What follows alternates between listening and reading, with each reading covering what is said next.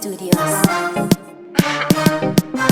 Boss MacGyver choke ayoroni tsamba yangu futi kuna Keni.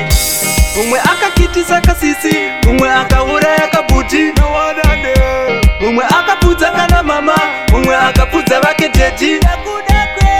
Uyo akuchengeta zvitoma kutorara mumwe zvakaoma. Uyo akuchengeta zvitoma cheudem kiudem. Mari dzemishonga munodzibatirei dzemishonga. Mari dzemishonga munodzibatirei dzemishonga. Mari dzemishonga munodzibatirei dzemishonga. Mari dzemishonga munodzibatirei dzemishonga. Mari dzamunobata ndati adzite, mumwe auraya mai natete, opiwa miko mukadza upimbe, pakusimbisana kuti iwa uzvimbe. Faro kwamuri, mari yakaparadza dzakawanda muri. Faro kwamuri, ndiyo yakabudisisa basa kati huri. Munodzibatirei dzemishonga. Mari dzemishonga munodzibatirei dzemishonga.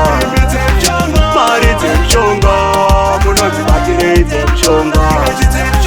Mari dzemishonga munodzibatirei dzemishonga.